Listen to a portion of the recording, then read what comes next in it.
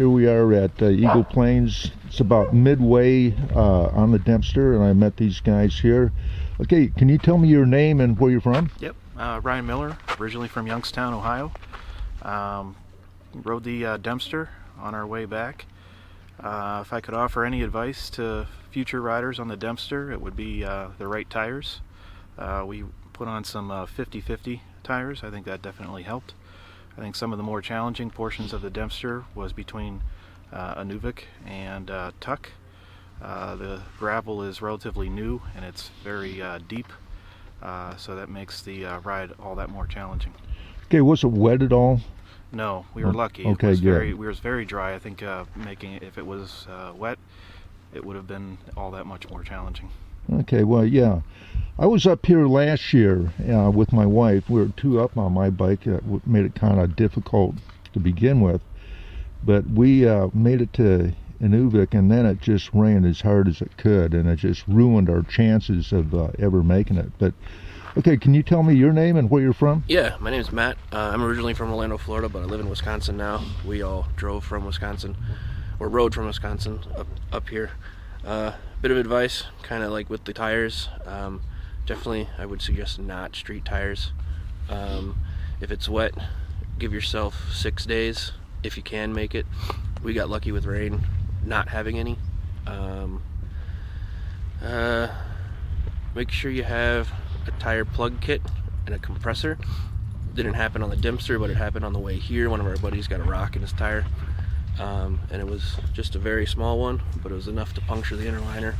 So you're able to plug it okay? Yeah, we were able to plug it and put pressure back in it, let it sit, and then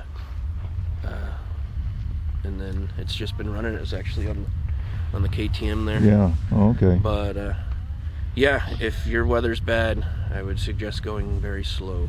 Yeah, it's a whole different deal when it rains. Yeah. I did the I've got terrible luck. I did the Dalton and the Dempster, and I was watching the weather as close as I could, and both times it poured the entire time. Now, as far as tires, I know the Heidenau K60 Scouts are real popular, and the Midas EO7s are too. Now, what are you guys running?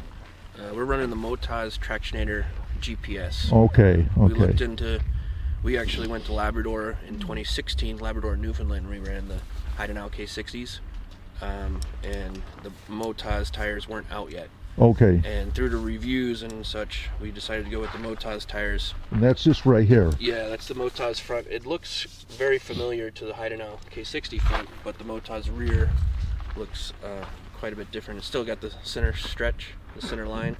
That's one right there? Yeah, okay. That's that one. We looked in the Mitas, the EO7s. Yeah. But the EO7 Plus, which is on the bigger bikes, the EO7s will fit on the 11, but not on any of the others. Oh, okay. It's a 150 rear instead of a 170. Yeah.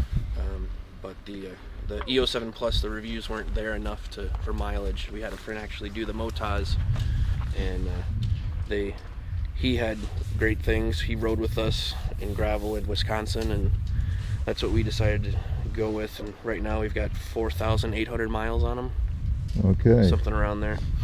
And the rears are kind of getting there, but they still have plenty of life to get back to, or get to Anchorage. Yeah, so it can make the trip okay. Yeah. And that'll be about 5,500 total for the trip. See, that's the thing with the knobbies. You know, I bought knobbies with me on the back of my bike, but I couldn't start with them. It's really nice not having to change tires on the road. Yeah. Especially if you're doing it yourself. And then let's face it, it's hard to find people out here that can do it without messing your bike up. But if you start off from the Midwest or Portland or whatever on knobbies, they're going to be all used up by the time you get here. Yeah. So, okay, well that's good. Anything else? No, I think a piece of advice that another rider gave us was the stretch from Inuvik to Tuk. He advised us to dump our luggage and leave it in Inuvik, and we did. That was a helpful tip. Yeah. I would advise that to others who are making that trek too.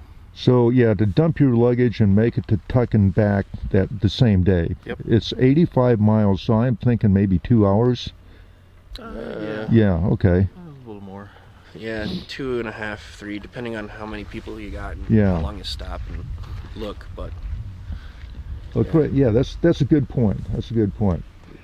And the prices of the rooms there. Now I stayed where you stayed last year, and I think it was around $175 or so.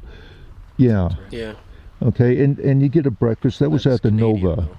Yeah, Canadian. So that's what, $150. Okay. I can't complain about that. You know, how many times do we get a chance to do this kind of stuff anyway? You know, No, so exactly. okay.